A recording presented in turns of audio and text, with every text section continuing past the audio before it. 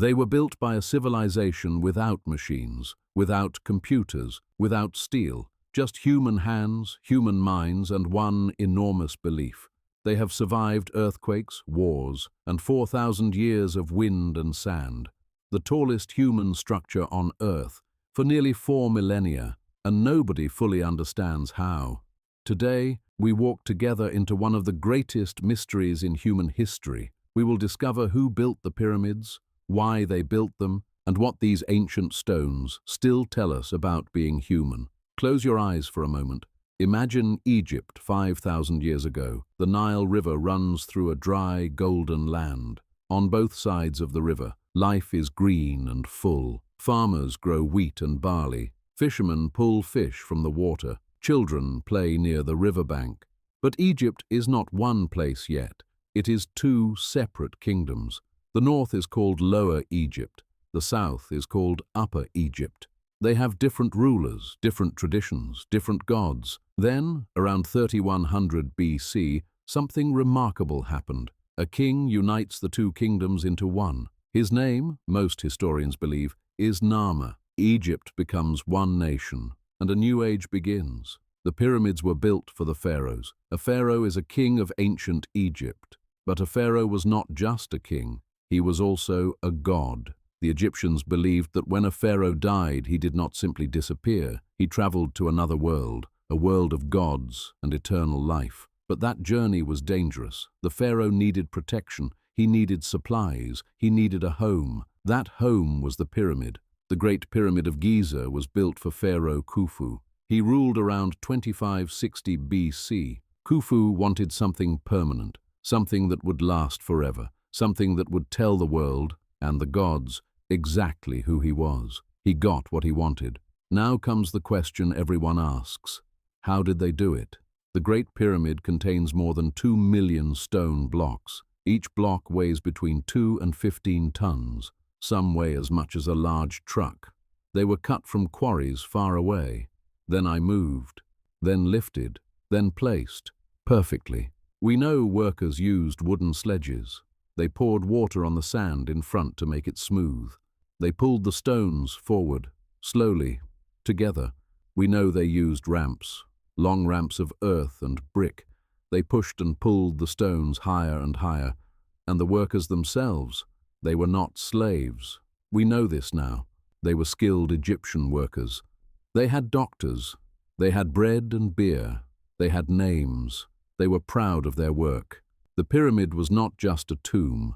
It was a complete world for the afterlife. Deep inside the Great Pyramid are narrow corridors and hidden chambers.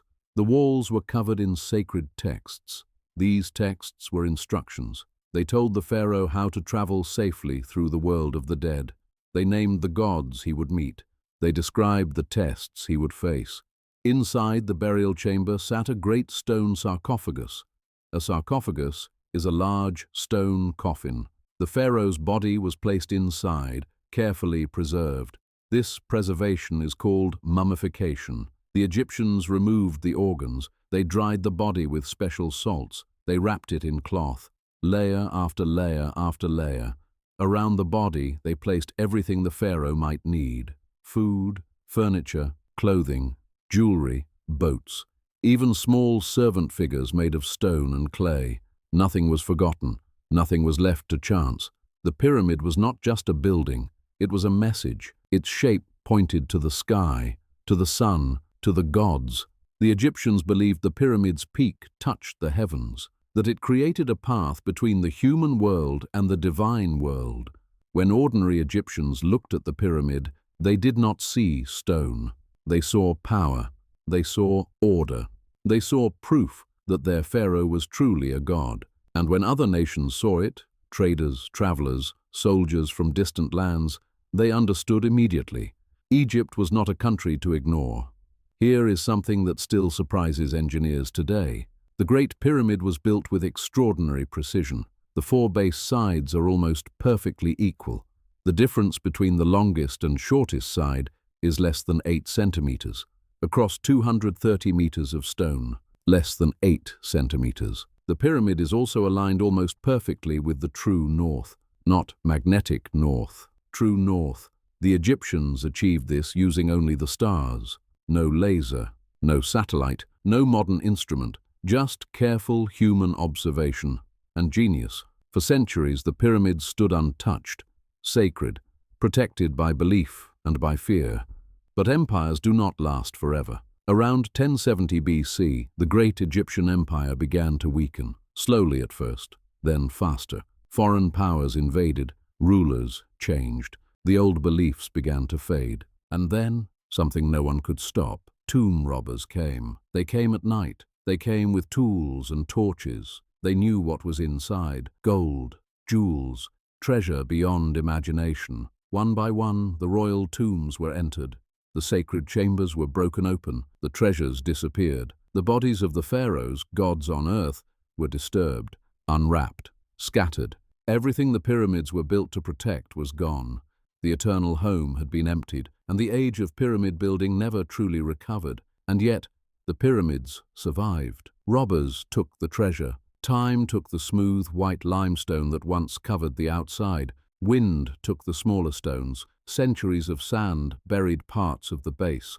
But the pyramids themselves remained. They were too big to destroy, too heavy to move, too magnificent to ignore. Later, civilizations built around them, studied them, wrote about them.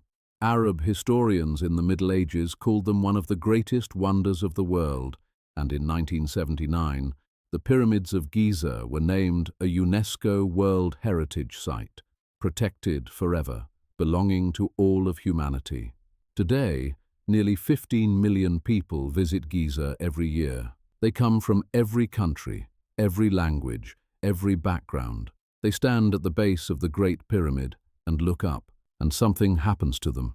They go quiet, because standing next to something 4,000 years old does something to a person. It makes you feel very small, and at the same time, strangely connected to every human being who ever stood in this same spot and looked up in wonder. The pyramids ask us some important questions.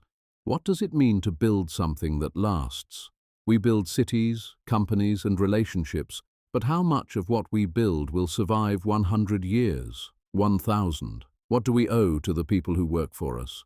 The workers who built these pyramids had names, families, and dignity. Does every worker today receive the same? And what do we believe happens after we die? And how does that belief shape everything we build while we are alive?